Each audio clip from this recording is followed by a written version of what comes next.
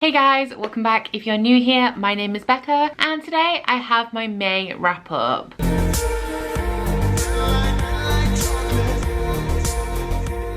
So this video is going to be talking about the 5 books that I read in the second half of May. As with most months, I have already made a mid-month wrap-up. So if you would like to see a review of these 3 books, which are Lifelike by J. Christoph, Malamander by Thomas Taylor, and Burn by Patrick Ness, as well as A Whisper in the Dark by KJ Sutton and Jessie Elliott, I will link that up here for you guys to check out. The second half of May pretty much continued as the first half did. At this point, it is already multiple days into the month and I have not finished a book in almost 2 weeks. I am slumping so hard. The fact of the matter is I just haven't been devoting too much time to reading. I have been a little bit busy with work, well, a lot busy with work actually, and I have also just been giving my free time to things that are not reading, but fingers crossed guys that we can do better in June. So before we get into my reviews, let us run through the reading stats for the month. In the month of May I read a total of 9 books, which added up to 2,045 pages and broke down to an average of 65 pages per day. So here we can see that while I did read a large amount of books,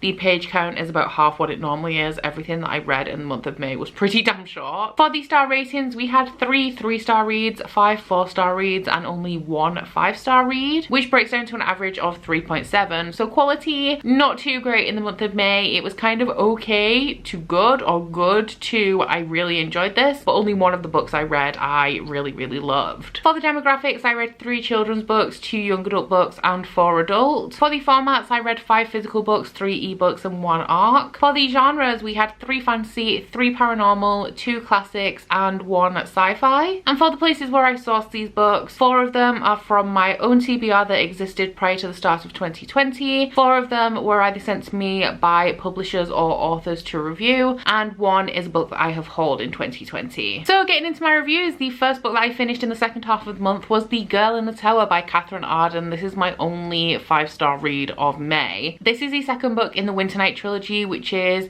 a very atmospheric adult coming of age fantasy that is steeped in Russian folklore. This is also a historical fantasy. This is set in medieval Russia, although at the time Russia was not known as Russia, and it's set around the time that Russia was starting to let go of all of its folklore and welcome Christianity more thoroughly into the country. The plot of this series is that we follow a girl called Vasya. In the first book you follow her for around the first 16 years of her life as she is growing up and realizing that she is sighted, which means that she can see all of these little household and town spirits, which unbeknownst to the people of the town protect them from malevolent spirits. The equilibrium changes when Vasya's father decides that he is going to remarry, and his wife is a very devout Christian that brings a priest along with her that starts to convert the townspeople more solidly to Christianity, and as a result of this the good spirits don't receive their tributes, which means that they are weakened and this leaves the town open to attack from the evil spirits. So I did really enjoy the first book in this series, The Bear and the Nightingale. I gave that one 4 stars and I was shocked looking back at my review that I gave it 4 stars because it is a book that constantly it comes to my mind. It's something that I continually think about. There is a romance plotline threaded through this series that I did not expect going into this, but I absolutely love. It has a very fairy tale-esque atmosphere. Even though I read this in what has been very warm weather in the UK, I was just instantly pulled into the setting. Catherine Arden's writing is so atmospheric and so beautiful that you are instantly transported to this wintry Russian setting. This book does have a little bit of a different setting to the first book. It is set in the city of Moscow, and as the first book was set in very much a woodland area, like a small town surrounded by woodland, I did definitely prefer that setting, but I liked how the politics were amped up in here. You get a lot of warfare, the political climate at the time, the brewing tensions that are going on between different parties, and you also get a lot about the social structure of this world, which is very infuriating to read. Something that I dislike as a woman is reading books or just anything to do with worlds or societies where women are controlled by men and society, and I really enjoyed watching Vasya fight against that in this book. The romance elements that I was talking about that are introduced in the first book definitely carry on into this. It is a whole ton more present in this, which is what I really wanted from this book after having it introduced in the first book. It just has a super fairy tale-esque vibe, and I think that it perfectly captures that yearning of wanting something intangible or loving something or someone so much that is just not really ever going to be a reality, I want to say. And yeah, I love, you guys know me, I do love a little bit of romance in my fantasy, and I really like how it is done in this series, even though it is not my usual style. Like, the romance is very present, but it isn't a focus, and I don't foresee this being like a and they lived happily ever after kind of deal, just because of the nature of what's going on. But yeah, I really love it. I really love this series, and I'm hoping that I can get to the 3rd book in June, but I'm not reading very much already in June, so it's unlikely, but a girl can hope. The Girl in the Tower was also very kindly gifted to me by Linda, so thank you so much, Linda. I then read Peter Pan by J.M. Barrie. This is a children's classic that follows the darling children who are Wendy, John and Michael as they are taken away to the magical make-believe land of Neverland, where Peter Pan, the boy who never grows up, is the leader of the Lost Boys, and we have pirates in here, we have a little bit of adventure. There is a little bit of racism in here. I believe it was written in 1911, and just the way that a group of people in Neverland are addressed is very outdated, but it is the nature of the time period that this book was published, unfortunately. I gave this one 3 stars. There were things that I really loved about this and things that I didn't enjoy quite as much. The writing style I did find really interesting, because I found that I had no issue with the writing style, and I was really enjoying the book for the beginning and end of it, where the children are not in Neverland. Through the middle of the book, I didn't like how the tone was that of this ever-present narrator that knows everything that's going on and is choosing what to share with you. I didn't really enjoy that breaking of the 4th wall in this story. I don't know why it bothered me so much in the Neverland portions, but I felt that it kind of jumped between topics in a really jarring manner, and that could lend to the whimsy of the story. Like, Neverland is a make-believe place, which is established right at the beginning of this book. You find out that the place of Neverland, which is something that as a child watching the Disney movie, I would not really have processed if it is actually explicitly mentioned in the Disney movie, that Neverland is the make-believe land that children create, that they go to. Every child knows a Peter Pan, and this book is about what if Peter Pan was real, or is Peter Pan actually real? Does this actually happen, or is this just a huge game of make-believe? Now, I like to fall into the camp that this did actually happen. Peter Pan jumped out of this make-believe world and he took the children on an adventure to the real land of make-believe. But that is just me as a person. I imagine that there are different interpretations. People will read this and see things differently. I really like the themes throughout the beginning and the end of this that really makes me sad. The character of Peter Pan just breaks my heart. This boy who will just refuse to grow up, and he's so transient, and he comes in and out of people's lives and he doesn't remember them, he doesn't form attachments, and that just,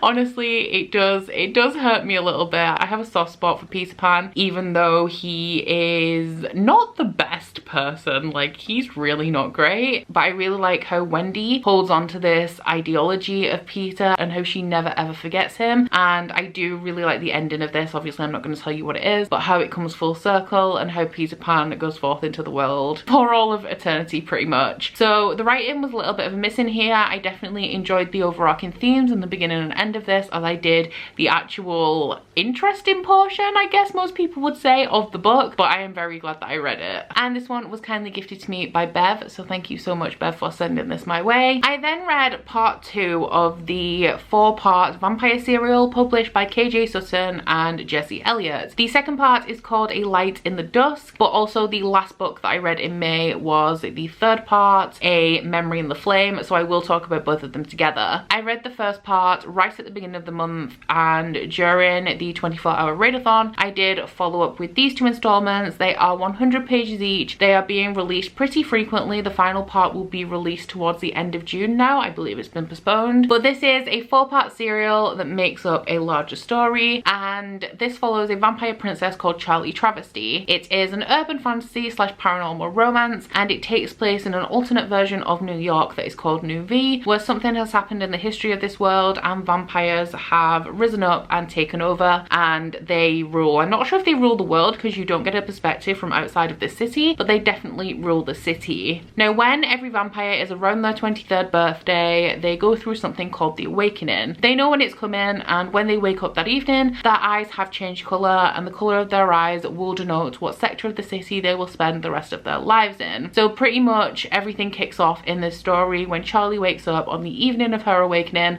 and her eyes are a colour that nobody expected. expected. So that is very much the catalyst for what is going on, and I don't want to say about anything that comes after that because it would be spoilers, but it is very much the catalyst and it influences what goes on next. So I gave both installments 2 and 3 4 stars. I gave the first part 3 stars because it is pretty much set up, and there are a couple of things that I really like about this. KJ Sutton, from my past experience with her writing, she writes the Fortuna Swan series. I'm actually friends with Kelsey now since reading and reviewing Fortuna Swan, but Kelsey, I know from reading more than just this from her, has very compulsive writing, and that is very true in this series as well. I'm also going to be looking into reading something from Jessie Elliott outside of the work that they published together, because I feel like if they've both written it and I'm finding this very compulsive, then Jessie Elliott's work will also be the same. But this is a story, or these installments are pieces of a story that you are just going to absolutely devour. They are not necessarily super fast paced, not everything is action all the time, but there is a good balance in the pacing, and the romance elements that are woven through are very addictive and you just want more of them. Now, with this being a little bit of an angsty romance, there is more than one love interest in here. One, I knew as soon as he was introduced that he was going to be a love interest, and I waited and waited for something to happen, for this to come to the forefront, and I did finally get my wish in one of these 2 installments, and that one was my favorite installment of them all. I have noticed in KJ Sutton's work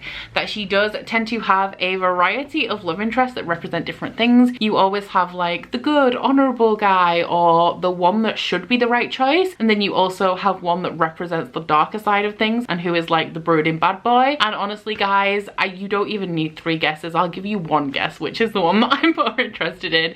You all know my taste when it comes to romance. Plot wise, I would say that it is slightly disjointed. However, I have been reading these in the serial parts, so there has been a little bit of time between me picking up each installment, which could definitely lead to a little bit more of a disjointed reading experience. But it does have a mystery plot line running through the entire thing that keeps things moving, and there are extra layers added all the time as well. For me to give you like a concrete review on the plot, I would have to read them all back to back to see how everything fits together as a whole. But if you guys want a quick read, if you're interested in vampire romance, if you want a super fun, really compelling paranormal romance urban fantasy, then I would recommend that you check this out. And if you would like to wait until all 4 parts are released and read them as a physical copy, I believe that that is going to be released in early to mid-July. So then the final book that I'm going to be reviewing today is The Wonderful Wizard of Oz by L. Frank Baum. This is the first volume in Oz the Complete Collection. I did not read this entire thing. I read the first part, which is The Wonderful Wizard of Oz, and it is the story that the MGM movie from 1930 something, I want to say, the Judy Garland movie, the classic, the film that I watch every single year, was inspired by this book. Now, with this being a classic and having just read Peter Pan, I didn't know what this was going to be like going into it. I've never sampled L. Frank Baum's writing style before, and one thing that I will say about this is that it is extremely accessible. Aside from the way that the story is told in a little bit more of an archaic manner, this book could have been written today with how accessible it is. If you are intimidated by classics because some of them are a little bit dense, definitely do not be intimidated by this, because it is such an easy read and it is really fast paced. I believe I gave this 4 stars. It is once again a children's classic. I'm sure you guys are aware of the plot of this, but in case you're not, this follows a young girl called Dorothy who is swept up in a tornado. She lives in Kansas, and the tornado deposits her in the land of Oz, where her house has dropped on the Wicked Witch of the East, and everybody is celebrating her because she has killed this menace that has been plaguing them, even though it was a complete accident. Now when Dorothy gets there, she wants nothing more than to go home, so the Munchkins instruct her on where she can find the Wonderful Wizard of Oz, who is so marvelous and so wonderful, and will tell her how she can get back home to Kansas. And along the way, she picks up a series of companions who become firm friends with her, and they end up going on an adventure. I thought that this story was very simple, but not in a bad way. Like I said, it is super accessible. It has a very nice plot structure. It has a definitive start and a definitive end, and it's just a really nicely structured story. I think that the movie adaptation of this is a pretty good one. It's pretty true to the original text. I will say that it has left some stuff out. There is a little bit more in the book, but I do think Metro-Goldwyn-Mayer did an excellent job adapting this, which I'm really happy about because it is one of my favorite movies. My only real complaint about this is that it is a little bit repetitive. As I said, as Dorothy goes along her way, she does meet a series of companions, and throughout the book I found that each instance, each thing that they interacted with, that interaction would be repeated multiple times, once for every person who was currently traveling with with Dorothy. So that did get really repetitive really quickly because it was just the same thing but from a different perspective. But this is a children's classic. It is designed to be moralistic in some ways, and a lot of the purpose of children's literature a long time ago was to hammer in those messages. So it is definitely a sign of the time and also something that is common with children's literature. So I'm not really going to hold that against it too much, but I did really enjoy this. I think it is different enough from the movie that if you have seen the movie a million times like me, that you will still find value in this. I would say in terms of it being a children's book, children of a very young age would probably have no problem reading this, but I do think it is a story that comes alive in the telling and is a story that would be better read aloud. So those are all the books that I read in the second half of May. As I said, not the best reading month, but it wasn't the worst either. At least I got through some books even though I was feeling very slumpy. Like I said, I am hoping to do better in June, so keep your fingers crossed me guys. Give me some reading energy because I am struggling. I am struggling right now. So that is about it for today's wrap up. Please let me know in my comments whether you have read any of these books and what you thought of them. Please also let me know if your May was slumpy, because it does seem to be a general consensus across the board that not a lot of books were read in May. And aside from that, please don't forget to like this video if you liked it and subscribe if you want to. If you head into my description box, you will find links to my Goodreads, Instagram and Twitter if you'd like to follow me on any of those, as well as a link to my Bookish body butter and candle website, the Instagram for that, and a 10% off discount code. But that's it from me today guys. Bye! Oh, you bite your friend like chocolate. You say you'll go where nobody knows, with guns hidden under our petticoats. We're never gonna quit it, no, we're never gonna quit it, no.